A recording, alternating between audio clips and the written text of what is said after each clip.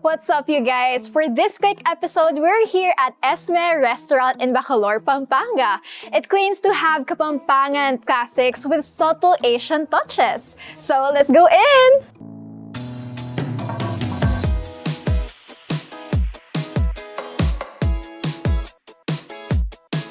So once you enter, the ambience is really good. It has a rustic touch but also a modern take into it. And as you can see, the interior pa lang ang ganda, di ba? And the seating capacity is quite a lot. So let's now meet Chef Felix. Welcome to ESME. Thank you. Kamusta? Would you mind taking a tour? Sige, tara. Yeah, sama ko sa kitchen.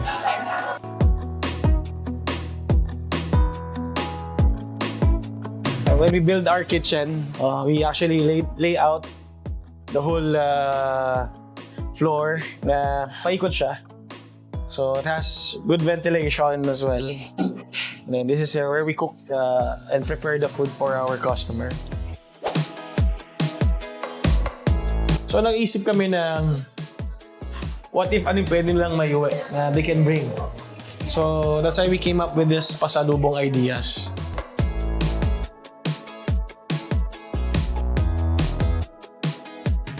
How can you differentiate or distinguish ESME from other restaurants in Pampanga? We saw a gap. We saw a possible problem in the future. Baka madabunan na yung pagkain Kapampangan. And when we actually envision it, gusto namin na may konting twist. The base is still Kapampangan. Pero king Kapampangan, sabi namin, nanong bayo, nanong kapin.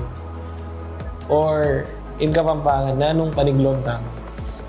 Kaya namin siya kinamap na, okay, it's Kapampangan Classic or Kapampangan Favorites with a twist.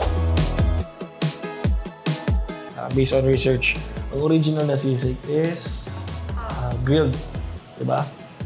Which is very well known na brand dito. But merong nag-challenge na fried. Diba? So, if you're gonna look at it, it's two-way. Half grilled, half fried. Let's meet halfway, two-way. This is the lax. The laksa. Oh, this one po, it's milky. It's creamy. And I can taste the meat.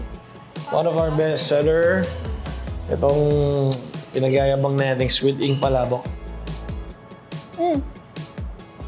It's less salty than the original. Okay. And even if I didn't take a bite of the shrimp, parang I can still taste it because it's squid ink. Yung linamnam ng squid ink, that's actually added flavor to the food.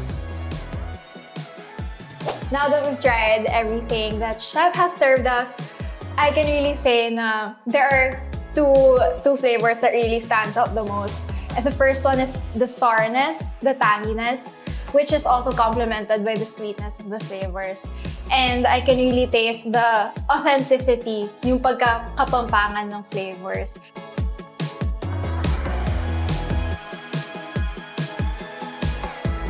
But beyond food, beyond what you've given us, ESME is not just a restaurant, but it is also a sanctuary for people to rest, for solitary.